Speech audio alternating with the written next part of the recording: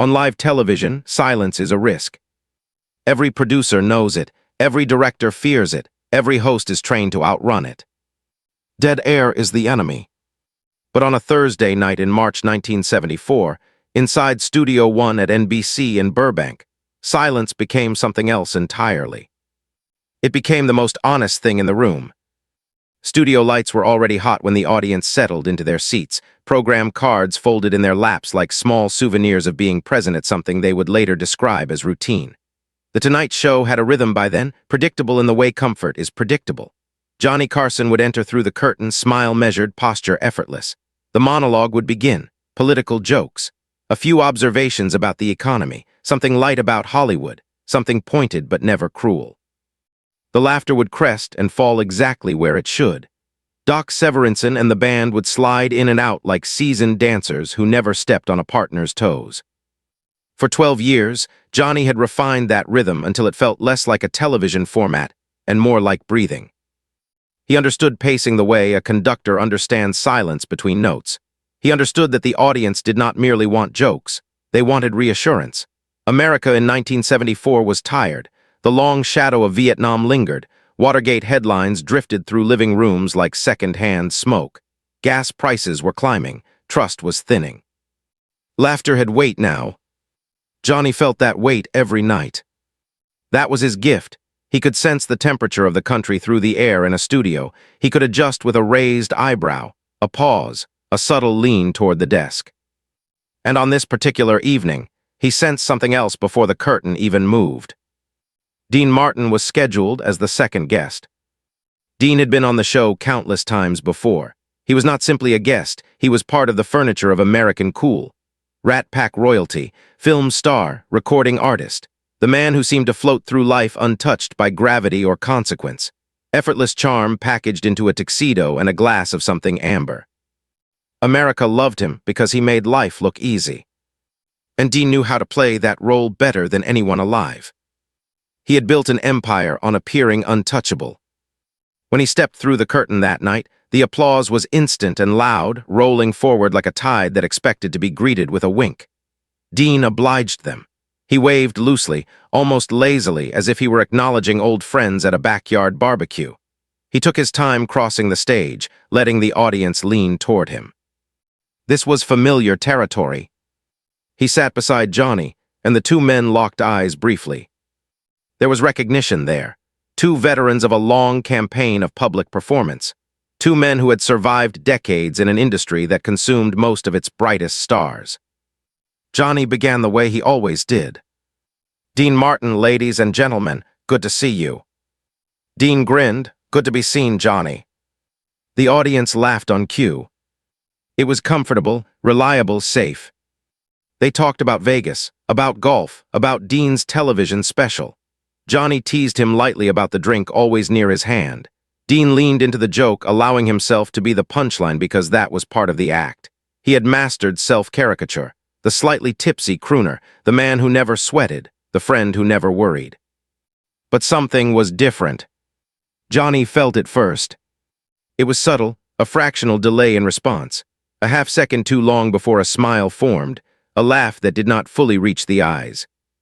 To the audience, everything looked seamless. To Johnny, who had spent years reading faces the way others read headlines, there was something beneath the surface. And then he asked it. Not a joke, not a setup. "You've been doing this a long time," Johnny said gently. "Does it ever feel different now?" The question landed without a rim shot.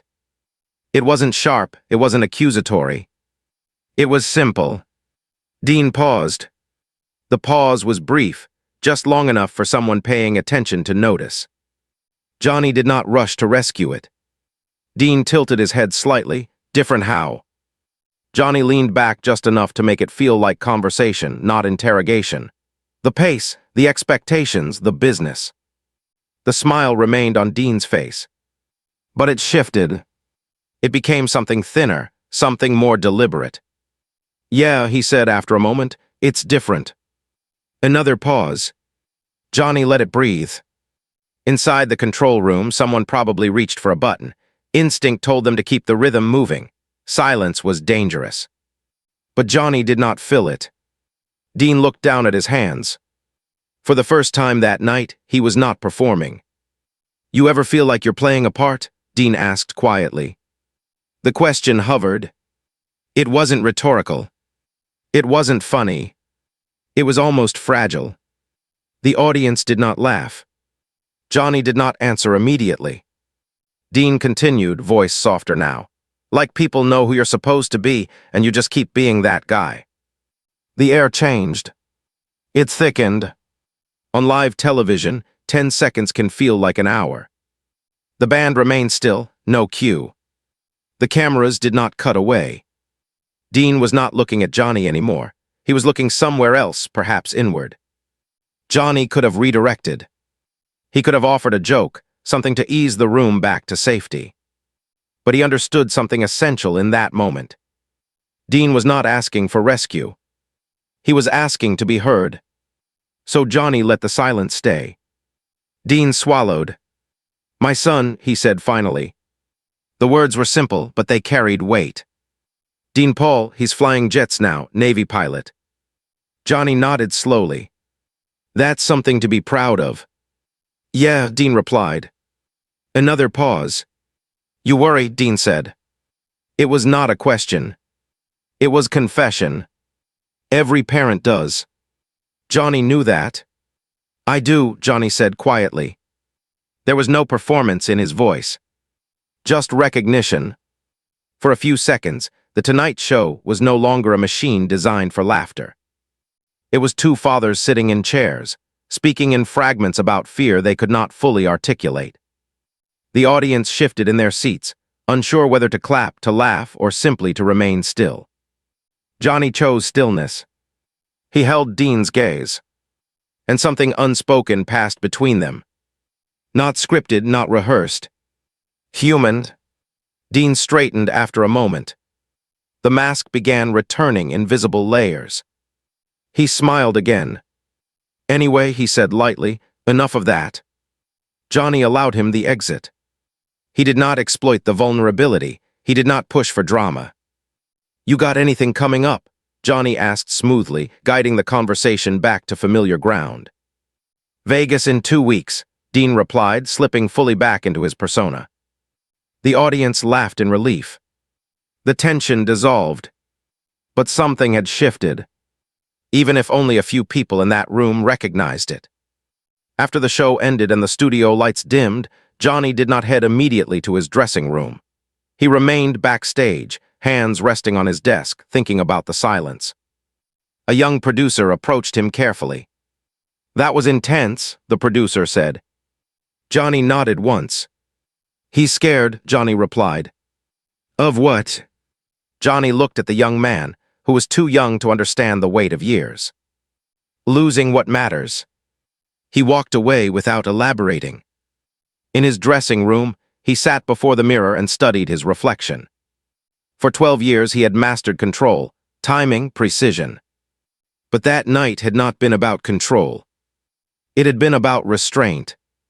And restraint, he realized, was sometimes more powerful than performance. Years later, when Dean Paul Martin would tragically lose his life in a military training accident, the memory of that night would carry new weight. But in 1974, none of that was yet written. What existed was simply a moment. A crack in the armor. Two men who had built careers on being untouchable briefly admitting they were not. And a host who understood that sometimes the greatest act of leadership is not speaking. It is listening. It is letting silence do the work. The audience that night may not have fully understood what they witnessed.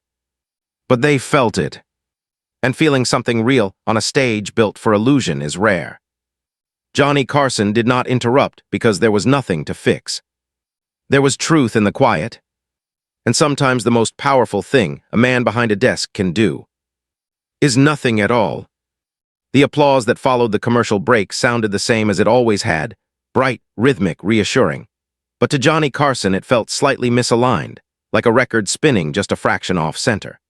The audience had recovered its laughter, the band had struck its cues with polished precision, and Dean Martin had returned to his familiar cadence, tossing off stories about golf swings and Vegas crowds as if the previous moment had never existed. Yet beneath the restored rhythm, something remained unsettled, something quiet and invisible that only the two men on stage could feel. It was not dramatic. There were no raised voices, no tears, no spectacle. But it lingered like a fingerprint left on glass, subtle, undeniable. Dean leaned back in his chair with practiced ease, crossing one leg over the other in a posture that suggested relaxation rather than calculation. He delivered a Sinatra anecdote that landed perfectly. The audience laughed on cue. Johnny laughed too, though a part of him was still replaying the pause from earlier, the way Dean's jaw had tightened when he spoke about his son, the way his voice had briefly lost its smooth, baritone sheen and revealed something more fragile beneath it. Johnny understood that men like Dean did not allow such slips lightly. They had been trained, by culture, by industry, by habit, to smooth over vulnerability the way stagehands smooth a wrinkled curtain before it rises. When the show ended and the final applause swelled one last time, Dean stood, shook Johnny's hand, and offered a half-embrace that looked casual but carried the weight of shared understanding. "Good seeing you, kid," Dean said softly, though neither of them had been young in years. Johnny smiled and nodded, watching as Dean disappeared through the curtain and into the maze of backstage corridors where assistants, agents, and handlers waited to escort him back into the world of contracts and commitments. The audience filed out, buzzing about jokes and stories, unaware that what would remain most vivid for Johnny was not a punchline but a silence. Backstage, the air shifted from performance to practicality. Cables were coiled, lights cooled with faint metallic clicks. Crew members spoke in hushed, efficient tones. Johnny stood alone for a moment, still in his suit, his tie slightly loosened. He had always prided himself on control, the ability to steer a conversation, to redirect energy, to keep a broadcast moving like a well-oiled machine. But that night had required something different. It had required him to resist control. And resisting control, he realized, demanded more discipline than exercising it. Dean, meanwhile, walked slowly toward his dressing room, the echo of his own words trailing behind him. "You ever feel like you're playing a part?" The question had slipped out before he could weigh its consequences. He had not planned to say it. He had not planned to let the mask tilt even slightly, yet something about Johnny's gaze, steady, patient, unhurried, had created space. Space, Dean discovered, can be dangerous. Space invites truth, and truth, once spoken, cannot be fully reclaimed. Inside his dressing room, Dean sat heavily on a couch upholstered in muted gold fabric.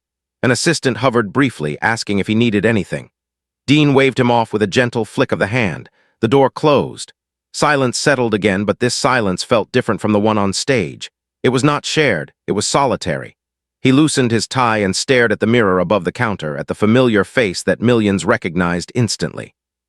The smooth hair, the easy grin lines at the corners of his mouth, the eyes that had mastered a permanent suggestion of amusement. He had worn that expression for so long it sometimes felt like muscle memory. But tonight, he saw something else. Fatigue, perhaps, or the faint tremor of fear that had been building quietly over the years. His son was flying jets now, military aircraft slicing through open sky at speeds no father could fully imagine. Pride and dread coexisted in equal measure. Dean had built a career on appearing fearless, on shrugging off consequences as if they were inconvenient headlines, but parenthood had introduced a different calculus.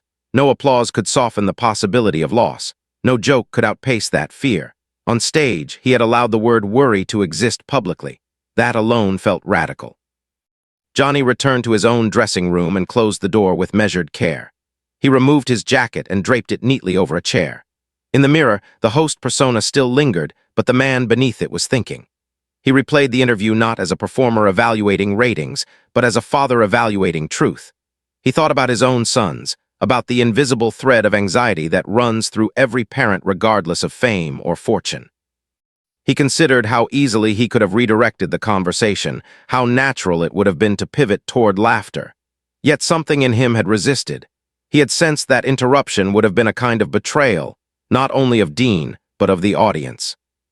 Television thrives on rhythm, but life does not. Life falters, it hesitates, it stumbles into silence. Johnny had learned that his greatest strength was not simply timing a joke, but sensing when not to make one. That night he had chosen restraint, and restraint, he understood now, was a form of respect. Following days unfolded in their usual blur of rehearsals and scripts, yet whispers circulated among staff. Some described the interview as intense. Others called it unexpectedly human. No one framed it as a mistake. Instead, it lingered as a quiet reminder that The Tonight Show was not merely a conveyor belt of entertainment. It could also be a mirror. Johnny overheard fragments of conversation, crew members recalling the pause, audience members writing letters about how moved they felt. None of it was sensational. It was simply acknowledgement that something genuine had passed through the room. Dean returned to Las Vegas the following week, slipping back into the bright glare of stage lights and orchestral swells. The crowds roared. He delivered songs with velvet smoothness. He teased the band, bantered with the audience, lifted a glass in mock salute. Yet occasionally, between numbers, he would glance out at the sea of faces and feel the familiar sensation of duality. They saw Dean Martin, the icon, the legend, the embodiment of cool. Few saw Dino Crosty, the father counting the hours between his son's flights, the man measuring risk against pride. The cost of persona is cumulative. It accrues in small, almost invisible increments.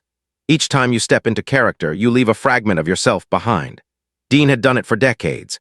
He had become so adept at the performance that even he sometimes forgot where it ended. But the silence on Johnny's stage had reminded him that beneath the applause, beneath the cultivated ease, there remained a man susceptible to the same fears as anyone else. Johnny sensed that too. In the weeks that followed, he found himself listening differently, not only to guests, but to pauses. He began to recognize that the audience did not recoil from authenticity, they leaned into it. They might squirm for a moment, unsure how to respond, but they stayed. The fear of dead air was real, yet the fear of never hearing truth was deeper. Years would pass before the unthinkable happened, before headlines confirmed the crash in the San Bernardino Mountains, before the word worry took on unbearable gravity. But even in 1974, the possibility of loss hovered like a distant storm cloud. Neither Johnny nor Dean could see the specifics of the future, yet both understood the fragility of what mattered most. That night on The Tonight Show had not altered ratings. It had not reshaped the industry. It had not become a viral clip replayed endlessly. Its power was quieter than that. It lived in memory. In the way two men had briefly stepped outside the machinery of performance and acknowledged something universal. In the way a host had chosen to hold space rather than fill it. In the way a mask had slipped, not shattered, but slipped, revealing the human being beneath it. After the applause faded, what remained was not spectacle but recognition. Recognition that even icons carry fear. Recognition that silence can be an act of courage. Recognition that sometimes the most generous thing one person can offer another is permission to be unguarded, even for a few seconds, even under bright studio lights. And in that recognition, something enduring took root. A reminder that beyond laughter, beyond charisma, beyond legacy, there exists a simple truth that binds fathers and sons, performers and audiences alike. Beneath every role, there is a heart beating quietly, hoping the people it loves will come home safely. Fame has a peculiar way of disguising gravity. From the outside, it looks like levitation. The lights rise, the orchestra swells, the audience leans forward, and the figure at center stage appears suspended above consequence. For decades, Dean Martin had perfected that illusion. He moved as though the world were lighter around him, as though disappointment and dread simply could not cling to his tailored suits. But illusion is labor, and labor accumulates. Beneath the tuxedo, beneath the effortless grin, something had been quietly carrying weight for years. The silence on Johnny's stage had not created that weight. It had only revealed it. In the months following that interview, Dean's schedule remained relentless. Vegas engagements stretched deep into the night, where chandeliers glittered above packed rooms and laughter rolled in predictable waves. His timing was still impeccable. His voice still held the smoky warmth audiences adored. He could still tilt his head and make an entire room feel included in a private joke. Yet occasionally, in the small pause between verses, there would be a flicker in his eyes that only the most attentive could catch. It was not sadness exactly, nor fear alone. It was awareness, an awareness that time moves forward regardless of applause. Back in Burbank, Johnny Carson found himself thinking more often about that night. He was not a man prone to nostalgia, nor did he romanticize his own broadcasts. He approached each show with the discipline of a craftsman, but something about Dean's question, "You ever feel like you're playing a part?" had lodged in his mind like a pebble in a shoe. It followed him through rehearsals and monologues, through commercial breaks and late-night drives home along Pacific Coast Highway. The question was not solely Dean's. It was universal. It belonged to every performer who ever stepped into light, to every person who shaped themselves according to expectation. Johnny had spent his career mastering composure. Viewers trusted him because he seemed unshakable. But composure, he knew, was not the same as invulnerability. There were evenings when he sat alone in his Malibu home after the broadcast, the sea stretching out in darkness beyond the windows, and allowed himself to sit in quiet without a studio audience to guide him. Silence, he had learned, could either accuse or comfort. It depended on whether you were willing to face what it revealed. Dean, meanwhile, returned from tour dates to the controlled privacy of his house, where framed photographs lined hallways like evidence of a life thoroughly lived.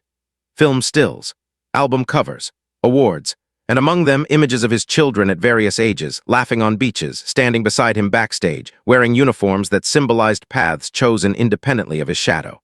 When Dean Paul became a Navy pilot, pride filled Dean in ways that no standing ovation ever had. Pride, however, shares space easily with fear. Every takeoff carried risk. Every headline about military exercises felt personal. Dean rarely voiced that anxiety aloud. Instead, it lingered beneath casual remarks, beneath the shrug that suggested he took everything in stride. The entertainment world continued spinning. Rat Pack lore endured. Sinatra still commanded stages with volcanic intensity. Hollywood cycled through new faces and new fashions, yet the men who had once dominated the cultural landscape were aging. Their reflections shifted subtly each year. They had built personas during an era that prized stoicism, charm, and controlled charisma.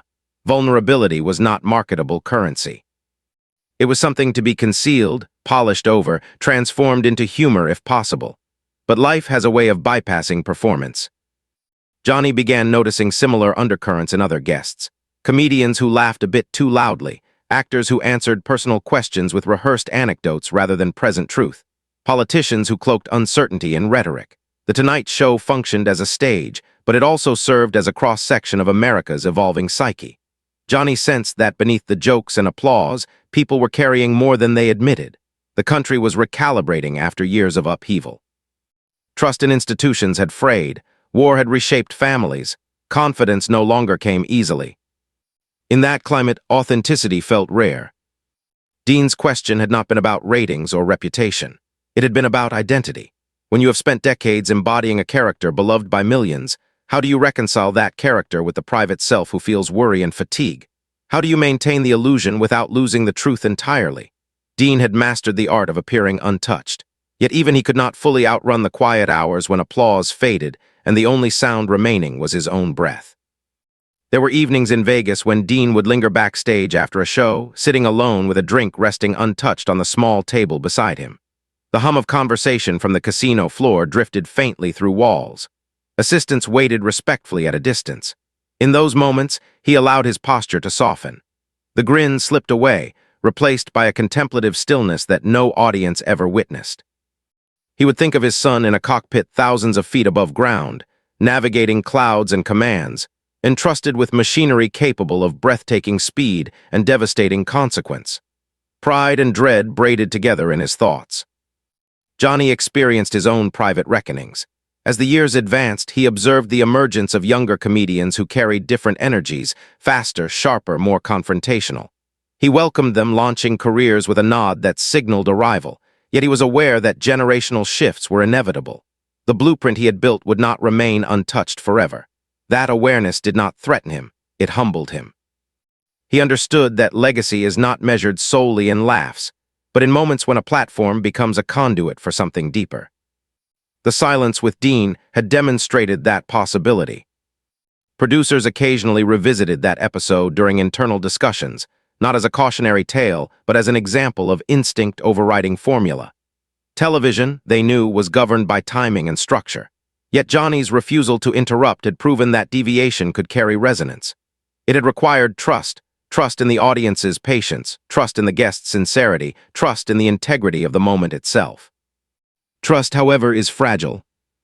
As years moved forward, life delivered its unpredictable chapters. Careers continued, contracts renewed, shows taped, stages filled. Yet beneath the machinery of entertainment, time advanced with quiet inevitability. Fathers aged, sons matured, risk remained constant.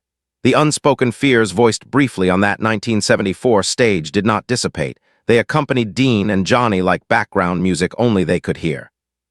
There is a particular solitude that accompanies men who have lived publicly for decades. Their names become shorthand for eras. Their images circulate independently of their present realities. Yet internally, they wrestle with the same uncertainties as anyone else. The difference lies in exposure. The public believes it knows them, but recognition does not equal understanding. Dean's persona promised effortlessness. Johnny's persona promised control. Both men understood the weight of maintaining those promises. Yet both also understood, at least privately, that no human being is defined entirely by what an audience applauds. In quiet conversations among friends, Dean occasionally admitted fatigue, not with performing itself, but with the expectation that he would forever remain the unshakable embodiment of charm. The industry had rewarded that image generously.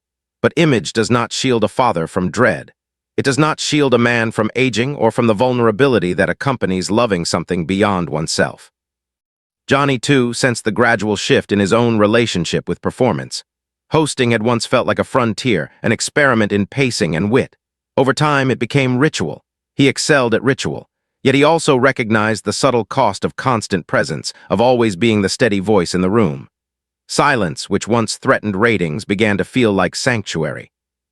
When the unimaginable eventually occurred years later, when news of Dean Paul's tragic crash reached Dean's ears, the echo of that 1974 silence would resurface with haunting clarity.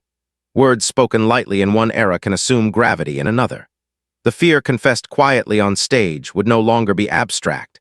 It would become irreversible fact. And those who remembered the interview would understand that the vulnerability glimpsed that night had not been theatrical. It had been prophetic in its humanity. But in this chapter of the story, before tragedy hardened memory, what endured was the recognition that even icons carry unseen burdens. The applause that once seemed to lift them above gravity could not eliminate the pull of love or fear. The silence that once felt dangerous had become instructive. It revealed that strength does not always manifest as performance. Sometimes it manifests as stillness. Part 3 of their shared story is not defined by spectacle but by awareness. Awareness that time advances. Awareness that personas can both protect and imprison. Awareness that beneath every role lies a human being navigating pride, dread, ambition, and tenderness in equal measure. The spotlight illuminates faces, but it does not erase shadows. And in the quiet spaces between applause, those shadows speak. For Dean and Johnny, the silence in 1974 became more than a moment. It became a mirror. It reflected the truth that no amount of charisma can eliminate vulnerability. It reflected the understanding that authenticity, however brief, resonates longer than perfection. And it reflected the universal reality that beneath every carefully crafted identity lives a person hoping, like every other parent, that the ones they love will return safely from whatever skies they choose to fly. Time does not announce itself when it is preparing to change everything. It moves quietly, folding days into years, allowing memory to settle like dust on shelves that once held trophies and headlines. For Dean Martin and Johnny Carson, life continued in the steady rhythm of shows, travel, rehearsals, and carefully maintained reputations. The world still saw them as fixed figures, icons who existed outside ordinary fragility. Yet beneath the routine of contracts and curtain calls, the private fears once spoken in a brief, dangerous silence continued to live quietly inside them. Dean Martin kept performing. He returned to Las Vegas stages, to smoky lounges and glittering ballrooms where chandeliers caught light like frozen fireworks. The crowds remained loyal. They laughed when he teased the band, applauded when he crooned familiar melodies, leaned forward when he told stories about old friends and long nights. From the outside, nothing had changed. He was still effortless, still composed, still the embodiment of American cool. But those who stood close enough could see subtle alterations. The laugh did not linger as long. The pauses between songs stretched just a fraction deeper. The eyes occasionally searched beyond the room as if calculating something no one else could see. His son's career in aviation advanced. Pride continued to swell in Dean's chest whenever he spoke about it, but pride had never replaced concern. The word worry, once uttered cautiously on a late-night stage, had become a constant companion. It was there when the phone rang late at night. It was there when headlines mentioned training exercises or weather complications. It was there in quiet mornings when sunlight streamed through curtains and Dean found himself listening for sounds that were not present. No one applauded those moments. No audience witnessed them, yet they were as real as any spotlight. Johnny Carson, meanwhile, maintained his composure behind the desk. He introduced comedians who would define new eras. He refined his timing until it seemed instinctual. He watched cultural shifts unfold through the steady flow of guests across his stage. But something within him had softened since that night with Dean. He had discovered that silence was not an adversary, it was a teacher. He found himself more willing to allow a guest's emotion to settle before responding. He resisted the urge to rescue every awkward moment. He had learned that authenticity often hides in pauses, not punchlines. Years passed, as they inevitably do. And then, one March morning in 1987, the phone call came that would fracture Dean's world in ways he had always feared but never truly imagined. His son's aircraft had disappeared during a routine military exercise. Search efforts moved swiftly, but the mountains do not surrender answers easily. When confirmation arrived that Dean Paul's life had ended in the wreckage of that F-4 Phantom, the fear spoken in 1974 solidified into grief that no persona could deflect. Those close to Dean would later describe a visible shift that occurred almost instantly. The effortless exterior, polished over decades, could no longer carry the weight placed upon it. He continued to appear publicly for a time, because that was what he had always done, but the light that once animated his performances dimmed noticeably. Songs that once sounded playful now carried undertones of longing. Jokes that once flowed freely felt rehearsed in a way they never had before. Grief does not perform. It endures. The silence returned, but this time it was not shared between two fathers in a studio. It was solitary and relentless. It filled rooms in Dean's home long after guests had left. It sat with him at dining tables. It followed him through hallways lined with photographs that now felt like artifacts from a life divided into before and after. The mask, once a reliable shield, no longer fit. There are moments in a man's life when the weight becomes undeniable, when performance feels not merely exhausting but impossible. Johnny Carson watched from a distance as the news unfolded. He did not offer public commentary. He understood too well that certain griefs are not meant for broadcast. But privately, he remembered the look in Dean's eyes 13 years earlier, the subtle tremor in his voice when he spoke the word worry. He remembered the decision not to interrupt. He understood now with painful clarity that the silence they had shared had been honest in a way neither of them could have predicted. As Dean withdrew gradually from public life, reducing appearances and stepping away from the relentless pace that once defined him, the industry speculated about aging, about shifting tastes, about career arcs. Few understood that what had truly shifted was not professional trajectory but personal gravity. Loss reorders priorities. It narrows focus. It strips away the superficial and leaves only what endures. For Dean, that endurance meant carrying memory with quiet dignity, even as it hollowed certain parts of him. Johnny, too, eventually chose departure. In 1992, after 3 decades at the helm of late-night television, he stepped away from the desk without spectacle or prolonged farewell. The decision surprised many who assumed he would remain indefinitely, anchored by ratings and reputation. But Johnny had long understood the weight of persona. He knew that there comes a point when continuing to perform risks overshadowing the quieter life waiting beyond the stage. His retirement was not retreat, it was intention. He sought a kind of silence that did not belong to television, a silence shaped by ocean winds and the absence of applause. The years following his departure were marked by privacy. Johnny declined interviews. He resisted invitations to return for nostalgic specials. He chose instead to inhabit a life removed from constant scrutiny. In that choice, some observers saw mystery, others saw control. But those who understood him recognized something deeper. He had learned the value of stepping aside before the mask grew too heavy. When Johnny Carson passed away in 2005, tributes poured in from across the entertainment world. Comedians credited him with launching their careers. Hosts acknowledged him as architect of a genre. Audiences remembered monologues and characters and laughter that had softened turbulent eras. Yet among the many recollections, a few remembered something quieter. They remembered that night in 1974 when he had allowed a guest's vulnerability to exist without interruption. They remembered the courage it took to let silence remain unfilled on live television. They remembered that beneath the host's precision lay empathy. Dean Martin had passed a decade earlier on Christmas morning in 1995. By then, the distance between him and the spotlight had grown considerable.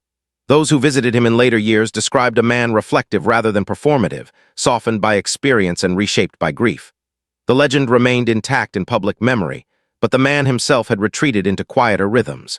When news of his death spread, obituaries celebrated his music, his films, his effortless charm. Yet those who truly knew him understood that behind the persona had lived a father, whose love and loss defined him more profoundly than any stage ever could. The story of Johnny Carson and Dean Martin is often told in terms of entertainment history, of ratings and cultural milestones. But the deeper story resides in a moment of shared humanity. It resides in the understanding that even those who seem untouchable carry fears indistinguishable from our own.